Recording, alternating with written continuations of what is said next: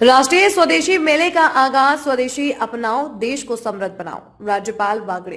करीब 300 स्टॉलें बनी आकर्षण का केंद्र। सफल हुई सांसद सीपी जोशी की मेहनत। शीर में निकली भव्य शोभा यात्रा।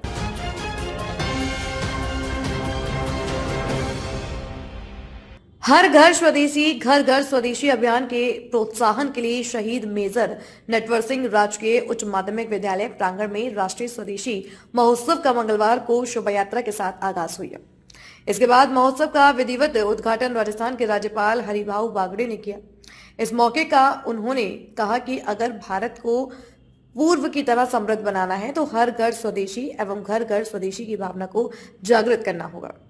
उन्होंने कहा कि एक समय था जब भारत सोने की चिड़िया कहलाता था, लेकिन अंग्रेजों ने हमारे स्वदेशी व्यवसाय को बंद करवा दिया और हमारा कच्चा माल ले जाकर विदेश में उत्पाद बनाने लगे।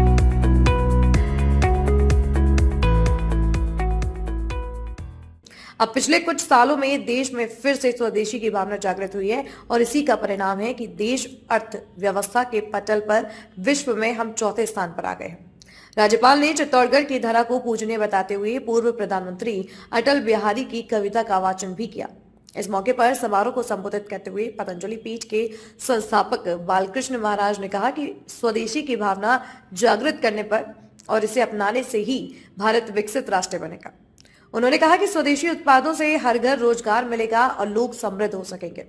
सांसद सीपी जोशी ने राष्ट्रीय स्वदेशी महोत्सव में कहा कि यह महोत्सव प्रधानमंत्री नरेंद्र मोदी के विकसित भारत और आत्मनिर्भर भारत के पुनीत संकल्प को जन जन तक पहुंचाने तथा स्वदेशी को उसके सशक्त सोपान के रूप में स्थापित करने की दिशा में एक महत्वपूर्ण पहल है। सांसद ने बताया कि सांस्कृतिक महोत्सव के अंतर्गत प्रतिदिन सायकाल विविध सांस्कृतिक कार्यक्रम आयोजित होंगे। उन्होंने 26 दिसंबर को क्षेत्र की मातृशक्ति द्वारा भव्य घूमर प्रस्तुति इस महोत्सव को सफल बनाने का आह्वान भी आमजन से किया।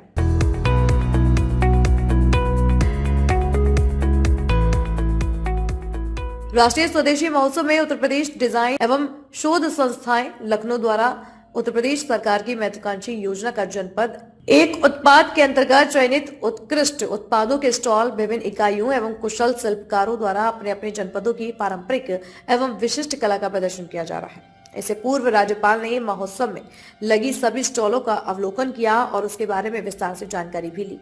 वहीं मंच पर राजस्व मंत्री हेमंत मीणा, सहकारिता मंत्री गौतम तक, राजस्थान माटी कला बोर्ड के अध्यक्ष पूर्व मंत्री एवं विधायक श्री चंद्र कृपलानी, विधायक चंद्रभान सिंह आक्या, अर्जुन लाल जीनगर, भाजपा जिलाध्यक्ष रतन गाडरी, जिला कलेक्टर आलोक रंजन, पुलिस अधीक्षक मनीष त्रिपाठी, भाजपा महामंत्री रघु शर्मा आदि मौजूद थे। वहीं कार्यक्रम में पूर्व विधायक अशोक नवलखा, नितिन चतुर्वेदी, पूर्व जिलाध्यक्ष मीठू लाल जाट, महामंत्री हर्षवर्धन सिंह, अर्बन बैंक के अध्यक्ष IN सेठिया, लोकेश त्रिपाठी, गोटू लाल सुधार, गोवर्धन लाल जाट, चंद्रशेखर सोनी, संभाग मीडिया सह प्रभारी सुधीर जैन, जिला मीडिया प्रभारी मनोज पारिक, सांवलिया जी मंदिर मंडल के अध्यक्ष जानकी दास आदि मौजूद रहे। कहीं न कहीं आत्मनिर्भर की जगह पर निर्भर हो गए, लेकिन इन पिछले इस दशक में देश ने रक्षा के क्षेत्र में भी, टेक्सटाइल के क्षेत्र में भी, चाहे अन्न का उत्पादन हो, चाहे चावल का उत्पादन हो, चाहे हमारी दुनिया में भारत। मैं पुनः एक सभी से आग्रह यह और करूंगा कि 26 तारीख को हमारा प्रधानमंत्री जी का जो मूल मंत्र है कि हम हफ्ते में एक बार साथ भोजन करें, हम सब माता पिता को माता पिता बोलें, हम सब लोग हमारे त्योहारों पर हमारे पारंपरिक परिधान में रहें। तो 26 तारीख को हमारी मातृशक्ति द्वारा एक विशाल घूमर का कार्यक्रम है। वंदे मातरम में भी और हेलमेट वितरण में भी चित्तौड़ ने रिकॉर्ड बनाया है, वर्ल्ड रिकॉर्ड बनाया है। और मुझे लगता है कि 11,000 का मातृशक्ति का घूमर का रिकॉर्ड जो सूरत का बना है वो चित्तौड़ की नारी शक्ति तोड़ेगी। आप सब लोग उसमें भी आमंत्रित हैं। बहुत बहुत धन्यवाद। पुनः आदरणीय महामहिम राज्यपाल महोदय का, आदरणीय आचार्य जी का, हमारे माननीय मंत्री महोदय का और सभी माननीय विधायकों का मैं हृदय की गहराई से आभार प्रकट करते हुए देता हूं अपनी वाणी को विराम। जय श्री राम। का प्रयास किया, अलग अलग तरह से विविध संस्थाओं और संगठनों ने भी इसको एक जनजागरण करने का प्रयास किया, परंतु कुछ ऐसा दुर्भाग्य रहा कि पदार्थ के रूप में विकल्प देने का जो प्रयास है वह सफल नहीं हो पाया। ऐसा नहीं है कि उसके लिए प्रयास नहीं किए गए थे, बात यह है कि विदेशियों का षड्यंत्र इतना गहरा है कि उस षड्यंत्र से पार निकल पाना अत्यंत जटिल है। तो भगवान की कृपा से, आप सबके सहयोग से और श्रद्धेय स्वामी जी के तप और पुरुषार्थ से पतंजलि के रूप में आज स्वदेशी ब्रांड देश में ही नहीं अपितु पूरे विश्व में झंडा लहरा रहा है। ये स्वदेशी का सामर्थ्य है। बहुत तरह के संघर्ष झेलने पड़ते हैं, प्रतिदिन षड्यंत्र। लेकिन विदेशी कंपनियां होती है पर सभी स्वदेशी होते हैं। कई कंपनियां होती है विदेशी, लेकिन यह अपने साधन सामग्री से बना हुआ भारत की साधन सामग्री, भारत का कर्मचारी वर्ग और सब स्वदेशी, रॉ मटेरियल यहाँ का, अपना पैसा भी अपने को मिलेगा, बैंक से अपने बैंक से लोन लेंगे, उसका ब्याज भी अपने बैंक को मिलेगा। और कर्मचारी भारत के, यहाँ भारत के कर्मचारी रहेंगे और जीएसटी का उपयोग भी हमारे देश को होगा। ये सब हमारे साधन सामग्री पे बनाया, वो सब भारतीय, ये सब भारतीय होना और उसका अपने को भी लाभ होना। कुछ कंपनियां बहुत सालों से उसको पर्याय निकल गया तो वो भी धीरे धीरे कम हो जाएगी। जैसा कि कोलगेट को बहुत डिमांड थी एक बार, लेकिन वहाँ बहुत से कंपनियां निकली, भारतीय कंपनी निकली, दंत क्रांति निकली आचार्य जी की, तो उसका खपत थोड़ा थोड़ा कम हो गया। आप भी मानते होंगे, आप भी सर्वे करो कि उसका खपत कम हो गया। ऐसे ज्यादा उत्पादन हो गया, सभी देहात के तरफ अपना माल गया तो विदेशी माल यहाँ खपेगा नहीं।